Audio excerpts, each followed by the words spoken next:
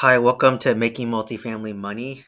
Thanks for hopping on to this week's session. Apologize for last week's session getting cut off so abruptly and for the lack of audio. So, you know, you strive to improve every week. That's the whole goal when investing in real estate. Just kind of wanted to share some stuff I went through this week with renovations of my 20 unit. So I think I may have mentioned it last week, but basically I spent $30,000 to renovate my burned out unit. Real nice unit. And it only got $50 more in rent compared to a unit where I did very minimal work towards.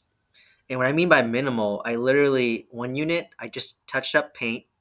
It was dirty carpet with a dark spot. We literally just sprayed it a little bit to make it less dark, and someone rented it for $50 less than my brand new unit that I spent $30,000 on.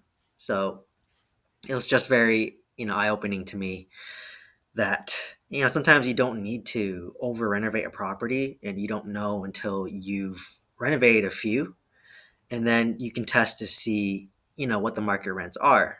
So once I basically realized that, basically the message I'm telling my general contractor, my property manager now is, what's the least that we can spend to make this unit decent enough for someone to live in? And why this message is kind of key for me right now is, I have a hard money loan on, this 20 unit, and, time is working against me, right? It's due in, 15 months, which is May. And not only do you have to renovate it, you have to rent it out too. So, the many factors working against you. So yeah, it just kind of hit me a bit harder. But now I just said, all right, at this point, my property management company, they have like two handymen where they just can do basic, touch up, paint, repairs. And from there, I just pay them on an hourly basis. I don't typically advocate for hourly basis workers, but if it's such a small project where it's just like simple paint, simple touch up, it actually can be more cost effective. It might take them like, two guys, 4 hours, or maybe even 8 hours to prep the unit. And it might cost like, maybe $500, very, very minimal make readies. So that's what I've been telling. And even the unit, there's one unit that I got quoted for like $5,000 from my contractor, and literally I called back and said, hey, I don't want to spend $5,000 to renovate this unit really nicely just to get $50 more in rent. Like, what can we cut out? Like, what can I cut out of this bid that, that's not needed? So, after going back and forth, it ended up becoming $4,000. The unit was a little bit more beat up than I anticipated. I looked at the photos and it looked good to me, but I'm not there. And something on the quote, which I thought was funny, was they want to install a handicap door. So they want to rip out one of the door frames and make it wider. And it was a lower unit. So, obviously you have to accommodate, the ADA, handicapped people. But the catch 22 was, even if I made that one unit wheelchair accessible, the laundry room is not wheelchair accessible. So, so what good is it if I have one unit that has a wheelchair accessible door, but literally the laundry facility that's on the apartment is not the same? So once I kind of said that, we basically, I talked to the head of my property management company, to check the laws and whatnot. And it's not required. I mean, certainly it's nice, like if you can accommodate that, because you can definitely get more um, tenants. My property's in downtown, so it's more convenient to walk around and stuff like that. So, but we ended up cutting that out, and he just started working the property, I think, last Saturday. And even now, every time I talk to him on a weekly basis, I'm going to continuously pound it in his head, like, where can we cut costs? Like, at the end of the day, I'm only getting whatever $50 more in rent, and it's not worth it. So I'm trying to ingrain that into my general contractor's mind, to just, how can we cut costs to make this really nice? Obviously you don't want to be a slumlord, right? Where you don't take care of things, but like, where can I cut costs? Like, do you need the nicest light fixture for the property if it doesn't get you much more rent? Do you need a garbage disposal, right? Like a garbage disposal, it's nice to have, but that thing always breaks. Like, you can throw a chicken bone down there, and it's not even your fault. It could be the tenant's fault, and then it's going to break, and it's going to cost you $200 just for the garbage disposal plus the labor. So it's a headache, right? It's not even worth it. It'll last 4 to 5 years. So I just said, forget the garbage disposal. This is C-class apartment complex. It's workforce housing. It's affordable housing. You don't need it. But if it's an A-class apartment, obviously you'll need that, right? You can't skimp on that piece. So that's just kind of one lesson that I learned from that. And another lesson that I learned from working with hard money lenders. So basically, I bought the property 25% down. Purchase price was $350,000, and they gave me $100,000 of renovation. That sounds amazing, right? So if you actually add up all the money, it's less than 25% down if I'm getting $100,000 in renovation. But let me give you the big but. The big but is you have to submit to the lender before you even close on the property a scope of work. And the scope of work is you get your contractor to give you bids on everything that they're going to do on the property, right? They delineate it out, and then you send that, right? And then the lender will get it approved, go to the whatever underwriters, they'll approve it, get it approved by the bank. Great, right? Now you got approved. And you start renovating, as you start renovating, and, I've renovated 40 units, so I know the scope of work you had when you first started before you closed and what actually needs to be done, it's going to vary significantly. It's never exactly the same, right? Because in the beginning, it's just a guesstimation. Once you start ripping out walls, once you start ripping out cabinets and you see wiring and plumbing, and that's when you start to uncover other issues, right? So for me, I tell the lender, hey, I have to slightly deviate from my scope of work. Here's the proof, here's the photos, here's my bid. And despite doing all that, they're just like, no, we will not reimburse that because it wasn't approved initially, right? So I was approved for $100,000 of renovation. And guess how much money I got reimbursed from that $100,000 that I spent on renovation? I've gone over 100. I've probably spent $120,000 actually at this point. They've only reimbursed me $40,000 of 120 out of the 100 that I was given, right? And it's not, it's everything's out of my control, right? Like we can only make the best guesstimate as to what the issue is, right? Like we don't know, like, maybe this material went up, maybe you ended up needing more, there's more damage than anticipated, maybe there's a lot of mold damage and you have to remediate the mold, wiring issues, maybe you have to get permits on the property and they require you to bring it up to 2022 or 2023 standards, right? That's out of your control and you never would have guessed that. And you have to bite the cost, right? Like I can't just ask the lender for that reimbursement. So kind of a story that I learned is, it's nice if the lender can, give you the renovation funds, right? But have all that funds ready to go yourself, whether it's your own personal cash or your lines of credits that you have. And the way I phrase it is if you get any reimbursement from the hard money lender, that's a cherry on top. Take that as a cherry on top. Whatever you get is great, but assume that you're going to pay everything.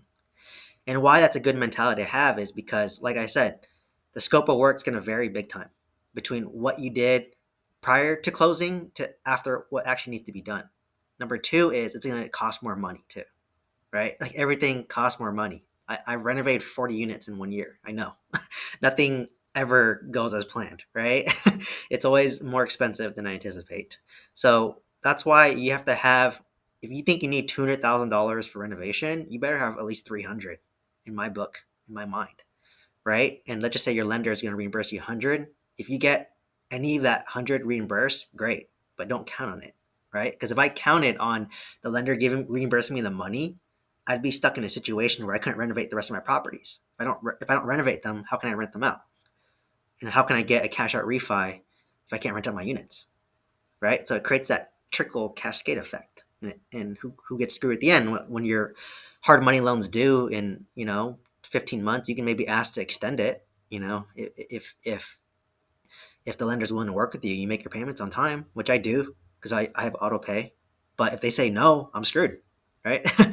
So, like, it's kind of gave me that perspective a little bit with my 20 unit and working hard money lenders. So, like for me, I just thought, hey, like, I'll do renovations. I'll show you proof of what I'm doing. I'll show you bids, and then from there you reimburse me. But no, they treat the initial scope of work like a Bible. It's literally a Bible. They will not deviate from that scope. If you say it costs $6,000 to replace a staircase and it costs you $10,000, they don't care. They'll just reimburse you 6,000, right? So that's kind of the the attitude they have. So if you come in proactively, have that money already set aside. So that's kind of a lesson that I was hit with, but because I had so much reserves, it didn't matter for me. So that's why I preach to a lot of people that, hey, like, if you want to buy an apartment complex, you need money, right? Unfortunately, you do need money between the down payment, renovation costs, plus reserves on top. Like if you're spending your whole dime on it, don't do apartments investing, right? First, learn to build up your down payment and your reserves. You can do that by wholesaling real estate or a job or anything, and then from there, once you have a big reserve, then you can confidently take down your first apartment complex, and then don't buy multiple, right? Like I almost got burned by this where I I literally bought 80 units in 9 months actually. I actually timelined myself. I didn't really know, but I bought 80 units in 9 months.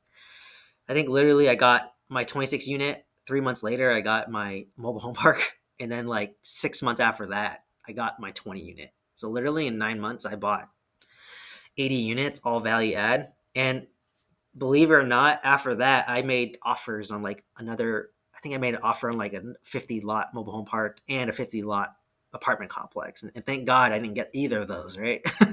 Because I'd have no hair at this point if that was me.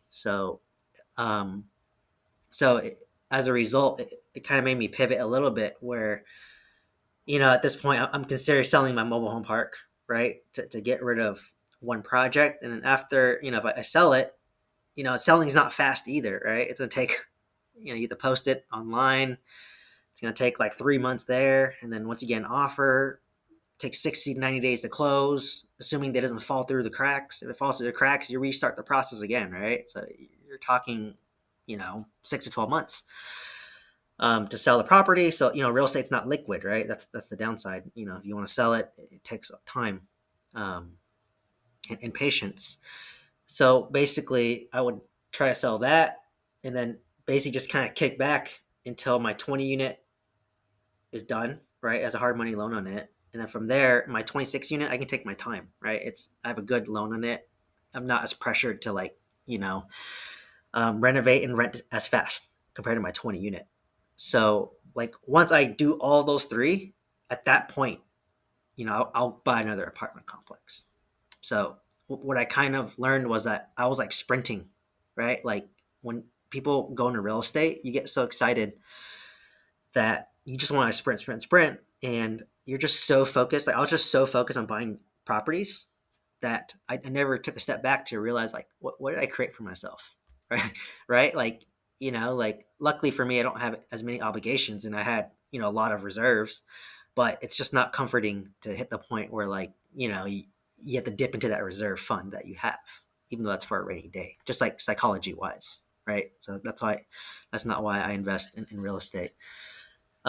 So yeah, those are kind of some lessons that hit me probably the past 2 weeks, um, just investing in real estate. So um, just wanted to share that, and I guess I'll kind of open it up to some questions. I know Charmaine, you probably had some more questions last week, so please feel free to ask those questions.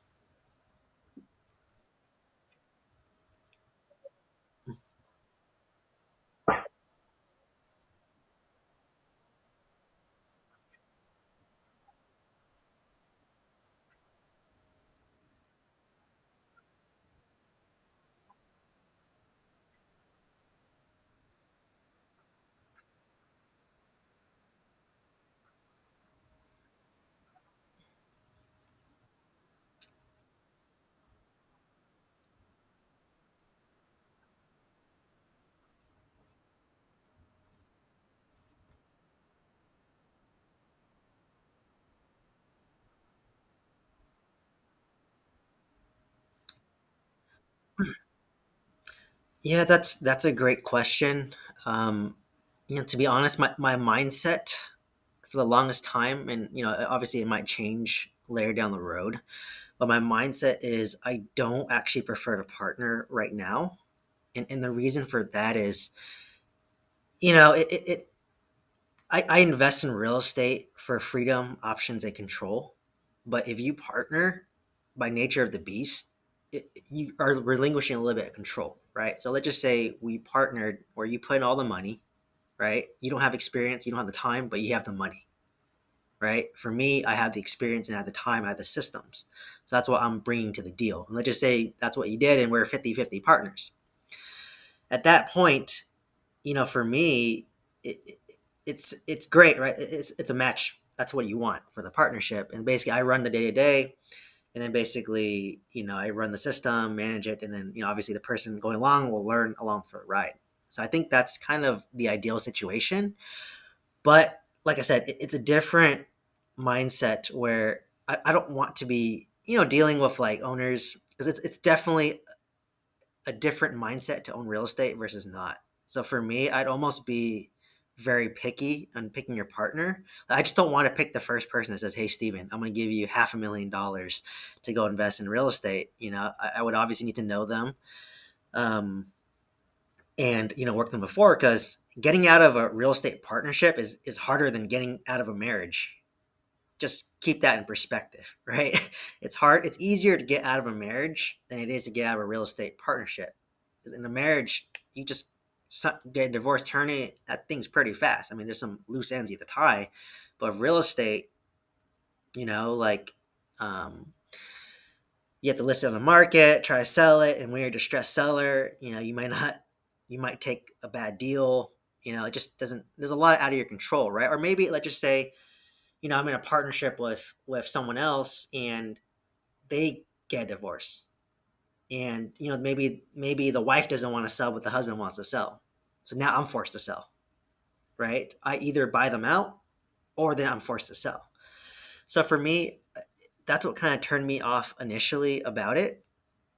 Um, was just that aspect, because I just want to, because you don't need, because a lot of people like syndicators, they do that, they raise money and they partner so they can scale rapidly. But to be honest, if if I just own 50 units and they're all paid off, that's a lot of money. Like if you just think about that right there, that 50 units all paid off, like that, you're talking about, I don't even know, that's probably like $30,000, 30,000 net, just for 50 units all paid off.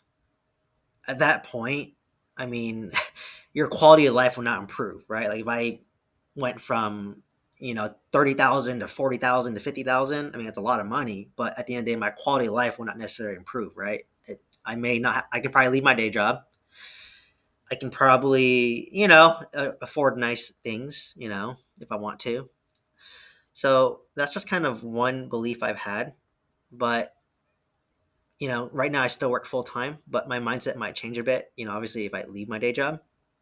But to me, it's just kind of like I can naturally, organically scale without partners. So for me personally, I thought about this. Like, I instead of giving equity, I wouldn't mind like if someone gave me the down payment, I just paid them interest on it. So they're almost like the bank, and then basically I can teach them the process. I think that way would work the best for me. Or like, let's just say someone said, "Okay, you need 300 down, you give me 300, and I'll pay you 10% interest on your money, right? And I'll teach you the process along the way." And then basically you're just basically a lender to me, and I just pay you, and I just teach you along the way. I feel like that type of model would maybe appeal to me more, but I feel like I cannot do that until I've brought both my apartment complexes full cycle. So I basically need to do a cash out refi, pull out all my money. Then at that point, once I validate my property management is good, I know the market, I know the expenses, I know the area very well, then I would feel comfortable saying, "Hey, like, who wants to invest with me and pay me, interest, and I'll teach you the process." Right. So, that's kind of my end goal with all my students, right? Where if they want to partner with me, they can just basically, pay whatever, just be a note holder, and I'll teach them along the process, like really hands on. Or reverse, where if I'm late, if I get lazy and I don't want to do anything anymore, I'll be the guy who gives money to one of my students and they manage everything and just pay me an interest rate, right? So that's what I want. But it takes a certain partner. So kind of my sick way of weeding people or partners is through the course and mentorship is that I want people like-minded people who've learned underneath me. So I basically know how to operate like how I do. So it's a no-brainer for me to basically lend you money on a note basis. So that's just kind of been my mindset. And, I know a lot of investors on YouTube. I mean, they own $100 million of real estate without any partners. You just have to take your time and think long term, right? Like I'm only in my 30s, but imagine when I'm in my 60s, right? Like 30 years from now, how much real estate will I own? It's gonna be way more than I'll ever need for my entire family tree, right? Like my kids may hate real estate. I don't even know. They may hate it, right? And I'm forced to sell all the real estate. So hopefully that answers your question there. But that's just kind of my framework right now. But I might completely pivot. In 5 years, it's hard for me to know. But right now, that's kind of my certain stance.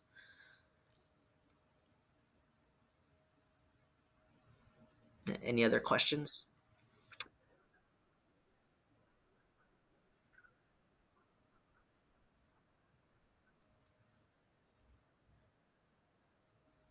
Yeah. So I basically have an entire module in the course dedicated to off market deals and finding off market deals. So the method that I've done and I actually prefer is direct mail. So basically, I use PropStream for all my data.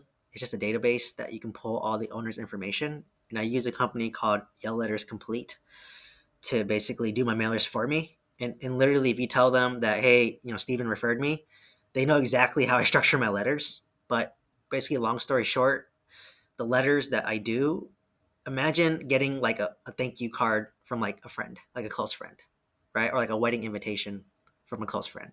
That's basically the feel of my letter. So like, it's that smaller A2 size envelope.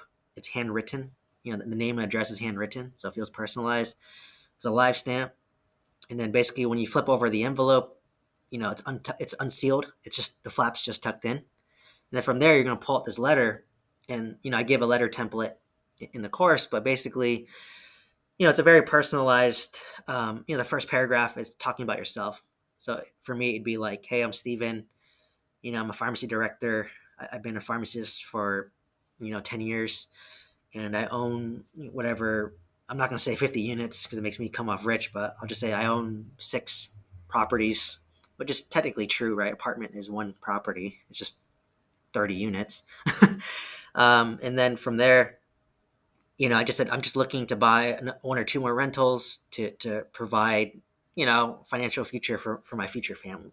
Just something like that, right? Like if you have kids, list your kids' name and age. Hey, my kid John is 3 years old. Just make it feel very personalized and average Joe. But the point of your letter is to get them to call you, right? At the end of the day, we send these letters out, people open it, and they call you. That's the objective. So what I kind of teach in the program or the course, and I have an option where I do letters for you. And obviously it costs more if you use me versus doing it yourself. But the issue that I've found with students and some of my students is that they only do it for a month or two and then they stop. But if you only do it for a month or two, you won't be successful. You have to do it for at least 6 to 12 months, right? I sent out 1,800 letters over 6 months, and I closed on 2 of my apartment complexes, right? So I spent around $3,000 on my letters, and just with the 2 apartment complexes I bought, I made $300,000 of equity day one. So that's a 100x return on my marketing campaign, and that's not including the forced depreciation after renovations, right? So my first apartment I got for half a million, probably putting in $200,000, all in for 700,000. It's gonna be worth $1.5 million when I'm done with it. It's probably gonna take me another maybe a year and a half to get there, right? So I mean, like, so basically that's what I teach, and um, basically it takes consistency. So that's why you outsource it, right? Whether it's to me or you outsource it to Letters Complete, you want to outsource it because it took me 8 hours to prepare 300 letters. It's not scalable. So for me, I love working direct to owner because you want to remove the barriers. I mean, I'm sorry if anyone is an agent or a broker, but when you have agents involved, it's like playing telephone, right? I'll tell Charmaine something, Charmaine tells Jay something, and then Jay will tell the end buyer something. The message is misconstrued, and it's hard to build trust, and it feels very transactional, right? Versus if Charmaine's the seller and I'm the buyer, and we're talking directly, I can understand Charmaine's pain points and negotiate an offer that's a win-win situation built upon trust, right? So that's what I basically teach in the course. Like getting them to call you is just the easy part. Getting them to build trust and to actually close on the deal, that's the hard part, right? That's the part that it's hard to teach in a course, but you just have to learn by doing.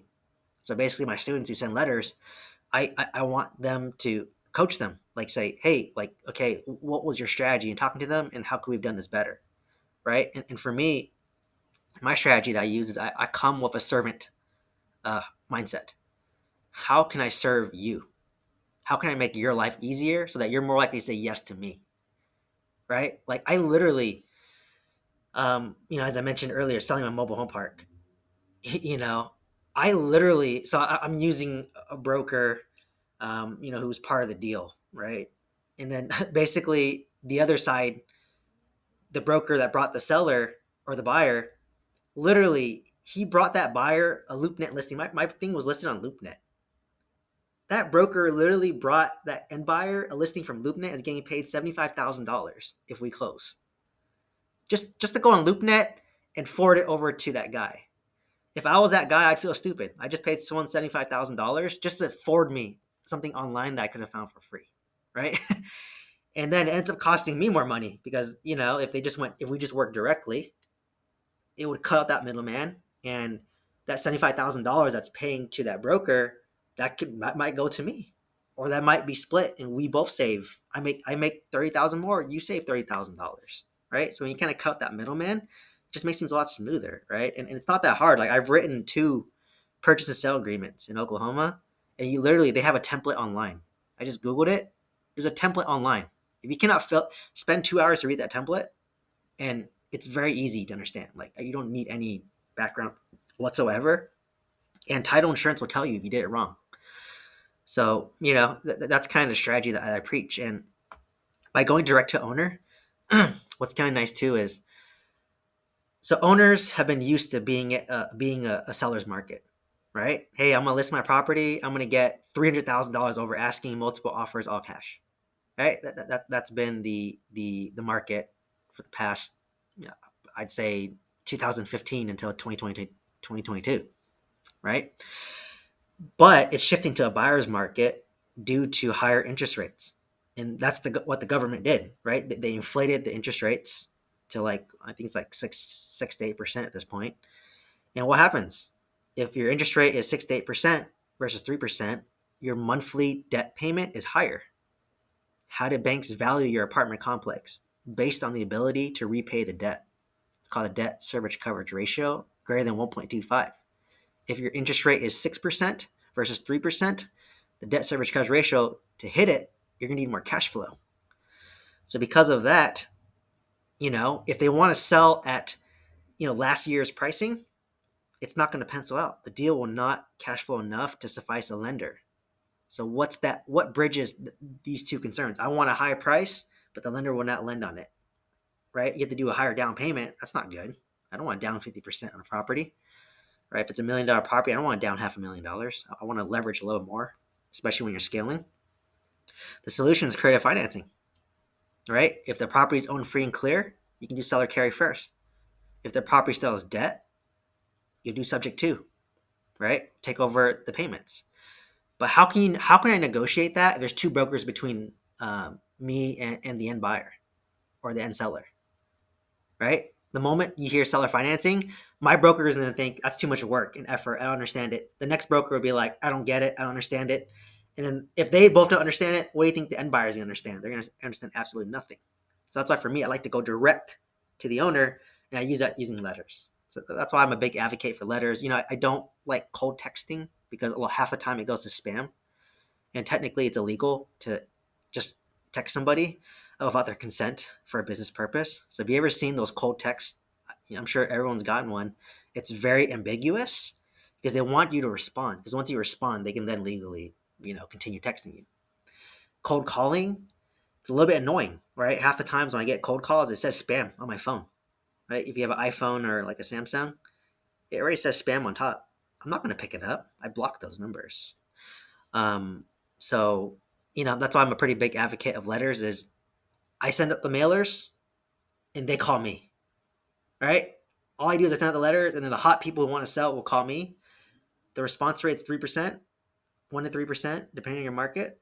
So if you send out 300 letters, you get about between, 3 to 10 people who reach out to you.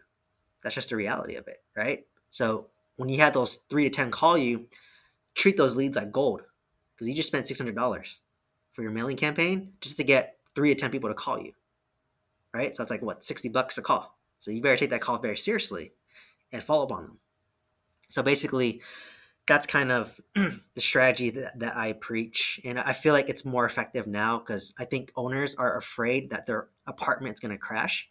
So they'd rather sell it now out of fear. But they still want a higher price. And you can do that with creative financing. So honestly, if I sell my mobile home park and I'm sitting, and then my 20 unit is done and my 26 unit's almost done, believe me, I'm going to get back into the market, send out my letters, and then start to buy some more apartment complex in Oklahoma City. And I hope to do some creative financing, right? I feel like the opportunity is there. So, that's kind of my strategy with direct mail and what I teach. Great question.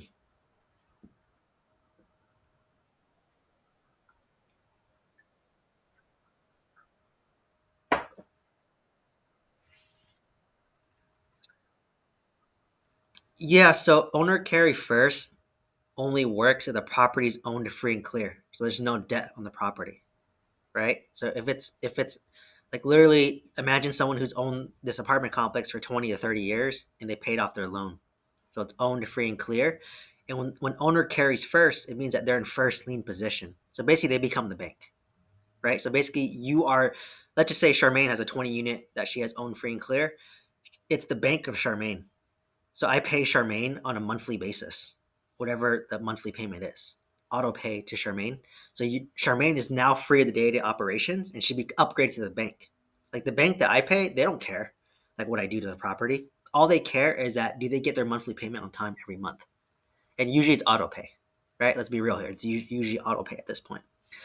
So basically, the way I describe it to the sellers is you become the bank. You upgraded from being an apartment owner, you put in your 20, 30 years, you paid it off, and now you upgrade to the bank. So you still get monthly cash flow without the headache of operations, right?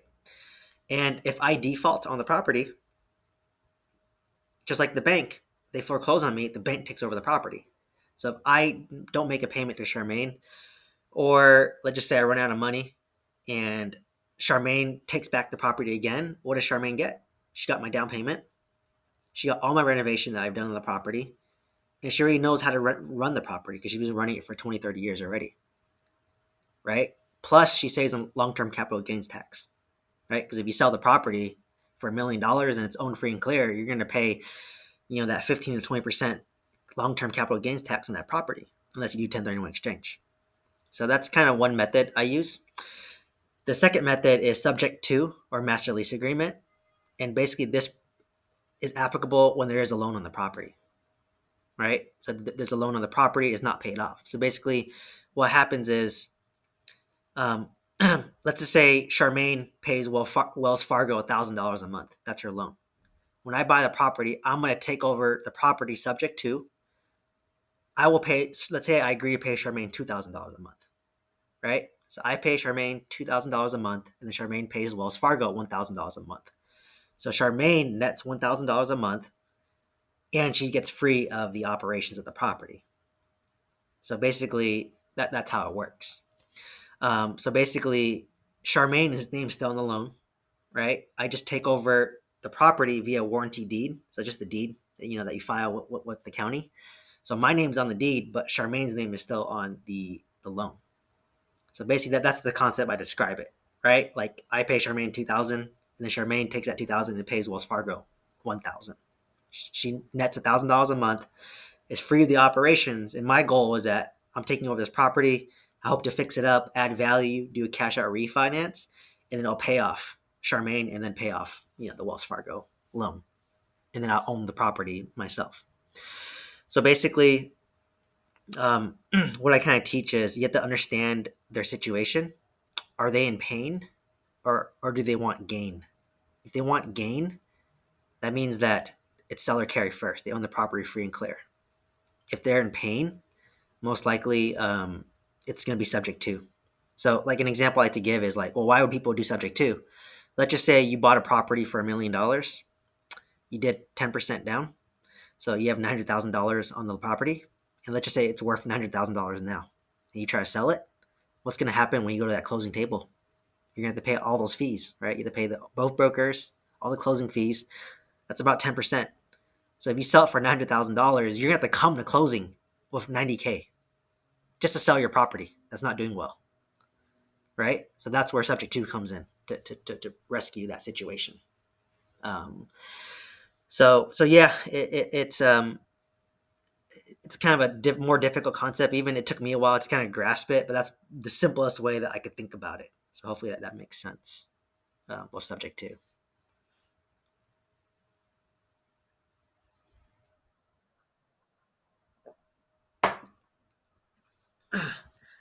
Any other questions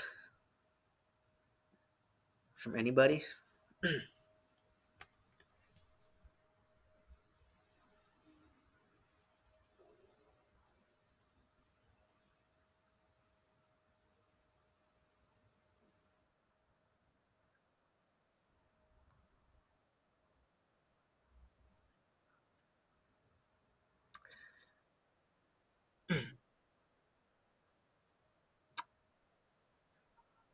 Yeah. Oh, yeah. I personally do not like auctions, and the reason for that is you basically have to buy a property without really knowing much, and you don't have much time to do due diligence on the property. So basically, when you do an auction, basically you go there, they list like a 30-unit apartment complex for like whatever $100,000 as the starting bid, and then you basically bid up, and whoever wins at the end, you basically have to give them like a check, like a cashier's check, or wire the money immediately to them, and then you start doing your due diligence on the property. To me, there's just so many unknown variables that's out of my control. I'd rather just send people mailers and find deals off market, right? I mean, there's a reason why it's on auction. It's probably not that great of a property. It's probably highly distressed, right? It's probably vacant. I've seen a couple auctions and they're usually completely vacant. I don't want that. I don't want to take over a completely vacant property because you don't get cash flow day, you don't get income day one, right? You have literally a vacant property. You can't do due diligence. You can't negotiate with the bank, right? It's just like whatever price you agree with, that's what you pay. And it just creates what I kind of teach and preach to my students is as your emotions increase, your intelligence goes down, and the auction is the most emotional driven thing, right? Because you get competitive. Like, I want to beat you. I want to beat that person who's competing against me, and you end up overbidding for the property just because you don't want to lose, and you're so emotional. And then now you're under a time crunch, right? Do due diligence faster. So I'm not really a big fan of the auctions. Like honestly, I'd rather just have you send out direct mail for like 6 to 12 months, and you'll find deals and not be as stressed out doing that. And like I said, by the time I got to the auction, actually, one of my letters that I sent out in Oklahoma, he actually reached out to me and said, "Hey, I was going to reach out to an auction, but if you want to buy the property, I'm willing to give you first dibs if we can come, agreement to a good price." And I think it was like a 40-unit apartment complex, but it was like in a tertiary market in Oklahoma, and I was a bit too hesitant because, like, I think in that market, there's only like literally three apartment complexes, and he owned two of them. So I was like, literally, if I bought it, I'd own like two out of the three apartment complexes in that neighborhood. And to me, it was just a little too risky because it was too small of a town. Like, it's probably higher, vacancy than what I'm used to. So, I'm not a really big fan on auctions. But that's a great question. No one's ever asked me that before, actually. Yeah.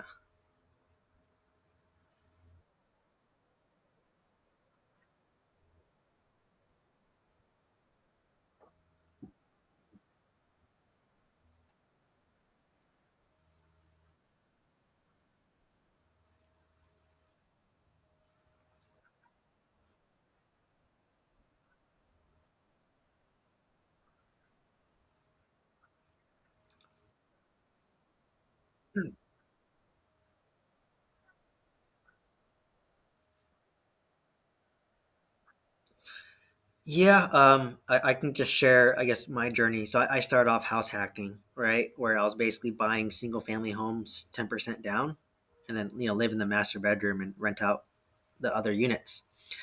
And then I did that for a couple years, and then eventually realized you can't scale. So I pivoted to multi apartment complexes where you get cash flow and forced appreciation, right? Once you understand how banks value apartments, it's net operating income divided by the market cap rate. So net operating income is income minus expense, and that is all within your control, right? You control how much income you get and what your expense is. So effectively, you can control the net operating income, which means you can control the value of your asset. So that's kind of my journey. But to be honest, I don't think you need. You can go straight to apartment complexes out the gate. Like if I were to look back, I kind of wish I went that route. I if I went apartments out the gate, I'd probably be retired by now, to be honest. Because I was buying $1 million single family homes in California when $1 million probably could have gotten me like a 30-unit apartment complex in Oklahoma, right? And I own like I think four single family homes in California. That's 120 units right there. And you know, I basically, and I would have put that back in 2017. So I mean, what's that, like 6 years? What, 5 6 years? I mean, they'd be stabilized at this point. So, but to me, and what happens for a lot of people is that you start off in single family because that's your comfort zone. That's all you know, right? Like you might have grew up in a single family home. Maybe your friends and family own a single family home and one rental that was a single family home. Like what my parents did was, they lived in a house and they trade up to a bigger house. They just rent out the last house that they used to live in. That's most middle class America, right? Or they sell it and they'll just trade up. But honestly, you don't need that. You don't need to do that. You can jump straight to apartments. But what I will kind of preface that with is number one, get educated, obviously. Number two, surround yourself with the right people. So, like right now, I seem like I'm an outlier because I own apartment complexes, right? And same with like Charmaine. I'm sure you probably didn't really know people who owned apartment complexes. Like no one in my friends, my immediate family owned apartment complexes. Most people my age think it's impossible to buy a single family home. Like if they think it's impossible to buy a single family home, how can they buy an apartment complex? So it's completely unrelatable. But if you surround yourself with the right group, where like you're constantly seeing someone like me buy deals and Charmaine buy deals, and you surround yourself with people like that, you think it becomes normal to buy apartment complexes. Like I'm literally seeing people do it every day, so you feel like it's normal. So you feel kind of out of place if you don't own an apartment complex yourself. So that's the kind of environment that I'm basically trying to grow. Is I think a lot of people didn't think it was possible to own apartments while working full time without partners, right? That was my limiting belief until I saw someone do it. And I was like, all right, well, if they can do it, I can do it too. And now I've done it, right? I own 90 units working full time, pharmacy director at a hospital, right? The whole time while doing it. So I just surrounded myself with people who were taking action and like you just learn from their mistakes, right? Like I literally, I don't need to prepare for these sessions because I literally just talk about what I did the past 2 weeks, what I just learned the past 2 weeks. So it becomes very natural and organic. But if you do make that jump, that's what I recommend. Otherwise, people start off a single family, and it depends what your end goal is, right? Like, some people are okay working their W-2 job for a long time, and retire at the traditional age. If that's your situation, great. For me, I was trying to retire by 35 with $20,000 a month net in cash flow. I can't do that with single family homes. I have to do that with apartments. So that's why I jumped into apartments. And um, so it really depends on your goals. Like I said, honestly, after I finished my 26 unit, I can become a syndicator and I can easily scale to 1,000 units in Oklahoma if I want to, right? I have a system there in place, a team in place, and I know the market like the back of my hand. I can do it if I want to, but it's just like, is it worth doing it? Like, do I want to respond to all these investors? and build a team, right? That's not what I want, right? I just want options where I can just go to Thailand for like a month and just live there like a king, for like a month or two, and basically have options to do whatever I want. So yeah, that's a great question, but it just really depends on your situation. But if you're able to live humbly, live beneath your means, and house hacking is one of it. I mean, it's inconvenient to have to rent out rooms. I get it. I started off. I don't. it'd be hard for me to do it at this point in my life. But you have to have short term inconvenience for long term, wealth, right? It's just the way it is, and you'll be surprised. Like, despite my income, I've doubled my income since I started as a pharmacist, and my lifestyle stayed exactly the same. I have not inflated my lifestyle, you know. And then even when I own zero real estate to like 90 units, my lifestyle is actually I spend less now that I own real estate because I value investing versus like buying like whatever this new t-shirt doesn't make me happier. I can buy a new car, I can buy an Audi R8. It's nice, but it's not going to make me that much happier. I'd rather buy an apartment complex, and that apartment complex will pay for my monthly payment on my Audi R8, right? Just slightly pivot your strategy. And I might buy an Audi R8 and hate it. I never experienced it. Maybe it sucks.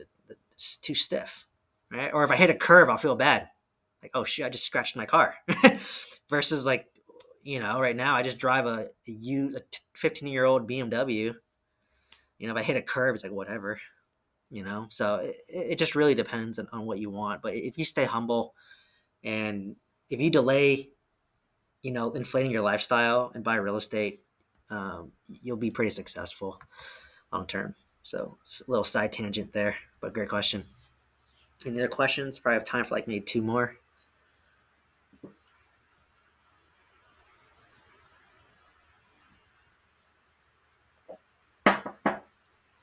Very shy audience today.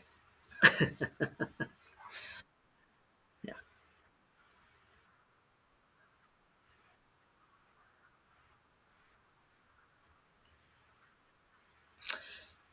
No, I have not actually. So I'm actually pretty buy and hold.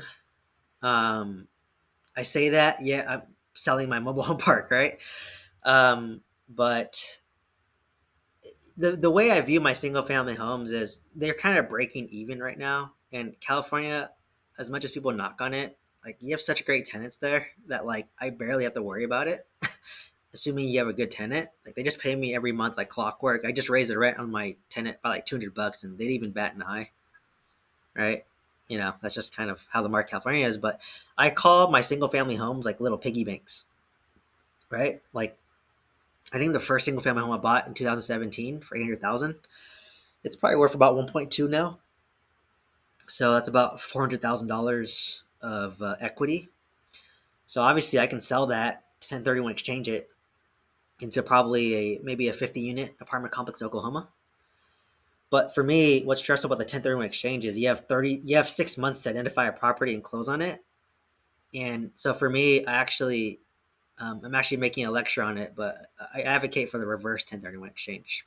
So reverse 1031 exchange is you identify your property first, you have it under contract, and then you look to sell your single family home that you're going to 1031 exchange. So you already have that property you're going to send it into.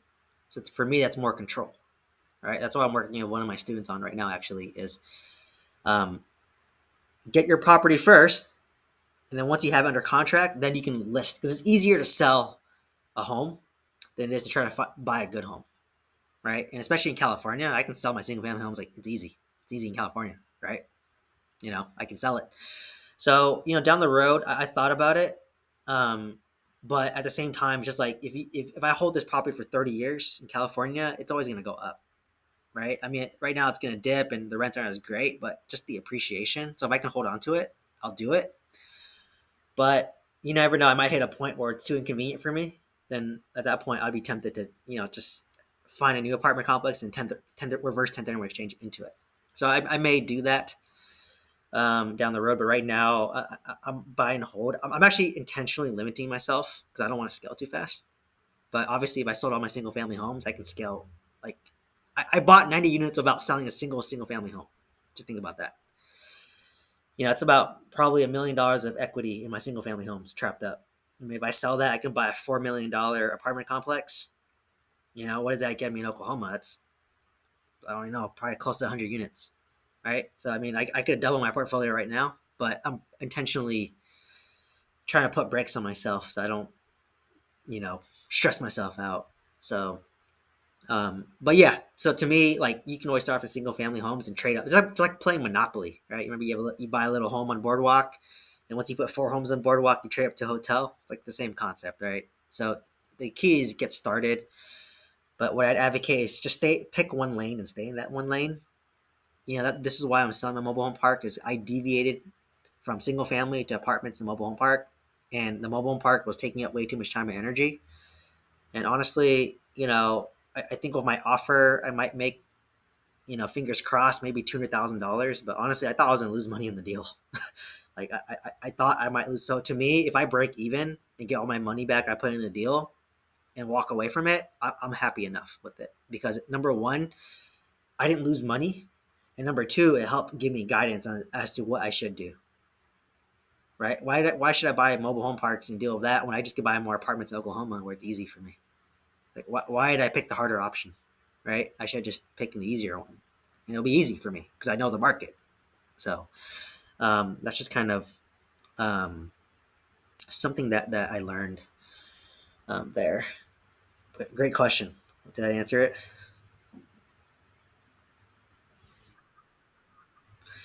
Yeah, and I had one more question that someone emailed to me, but they couldn't hop on. So I'll just answer it before this thing ends in 5 minutes. But people, the two questions I always get is, I don't have enough money. How can I invest in apartments? Right? You heard me say at the beginning, you probably need at least 250 to $300,000 of liquid cash and line of credit on top of that. And a lot of people don't have that type of money, right? That's a nice lump sum of money. So automatically they think it's impossible. And then the second one is, I don't have time, right? I don't have enough time. I'm too busy. I have so many obligations, right? I can't do it, right? Those are the two, excuses that I hear the most. So basically, to answer the first one of, I don't have the money, basically what I teach in the course is how to find good deals, right? It's how do you find good off market deals and get it under contract by building trust of owners off market. If you know how to do that, that's all the same, right? From that point to getting a deal under contract, that's all the same. If you At this point, if you have money, if you have $300,000, you buy the deal yourself, right? It's yours. If you don't have $300,000, you can wholesale the deal to someone with $300,000 like me, and you'll make a spread on what you got under a contract and what you sold it to me. So let me give you an example. My 26 unit, I got for half a million. It appraised that, let's make it easy, $700,000 day one. Could I have not wholesaled that 26 unit apartment complex for 600,000? I make $100,000 wholesale fee, and the owner that buys it gets $100,000 equity day one. It's a win-win situation, right? I got $100,000 of money at the close of escrow, and you're walking in with $100,000 of equity day one. I'll wholesale that deal any day, right? And now I have $100,000, and I know I found a good deal. You do that three more times, you have $300,000. So for the fourth deal that you do, that's the one you buy yourself. But you would have analyzed and got three good deals under contract in your market, wholesaled them, and now the fourth, you know the market so well that, and you have your money, you'll buy it. So that's what I teach, right? But basically, to do the marketing, you have to be able to afford, at least 600 bucks a month. If you can't afford, a lot of people say, Steve, I can't afford $600 a month. You shouldn't be investing in real estate, right? It sounds harsh, but it's true. Like, if you cannot afford 600 bucks a month, you shouldn't be buying real estate. It's plain and simple. So that's kind of one limiting belief. And then the second one is, I don't have time, right? So, I get it. I work as a pharmacy director 8 hours a day. I commute 2 hours a day. That's 10 hours. I sleep 8 hours a day because I'm generous to myself. That's 18 hours. What am I left with here? 6 hours of free time, essentially. So let's just cut out three for whatever. I have 3 hours of actual free time. It's what you choose to do with those 3 hours. Are you gonna watch sports? You could. Or are you gonna shave off 1 hour a day? That's 1 hour a day over a week. That's 7 days. That's another full working day if you think about it, right? If you shave off 2 hours a day, that's 14 hours a week. That's 2 extra days of work, right? So if you really want to invest in real estate, like you have to find a way to shave off 1 to 2 hours a day. And I get it, right? Like we have multiple obligations. You might have kids, you might have elderly parents, you might have a demanding job, you might have 2 jobs, 3 jobs. Well, you're going to be stuck in that situation if you don't want to invest in real estate. You'll be doing that until something happens to you, right? I work in healthcare, right? Something's gonna happen. You can have a heart attack, stress, whatever it is, right? So that's kind of what I guess recommend to people. I think I completely went way off tangent there.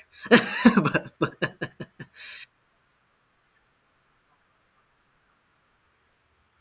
oh yeah, yeah, yeah. So it's intentional, right? Like myself too, right? Against the Cowboys, but you pick and choose, right? Like if a game's a blowout, at that point, if the Niners are up by 40 points against the Dallas Cowboys, I don't need to watch as much. Now I can free up one of those hours to do real estate, right? Yeah, right. Like if it's a blowout, you save time. Now you can invest that time into buying real estate or learning about real estate. So, so yeah, great, great. Well, I think time's about to run out now. If you want to get a hold of me, check out my YouTube channel. If you just search Making Multifamily Money, that's all my platforms for social media. You can email me directly as well. I'm pretty responsive, but typically I like to host these sessions every Wednesday. If there's a topic you want me to go over, just let me know. I'm an open book. I don't pre plan anything. I just want to add value to whatever you guys want to learn. So hopefully, I will see you guys on the next one. Thanks so much for hopping on. Mhm.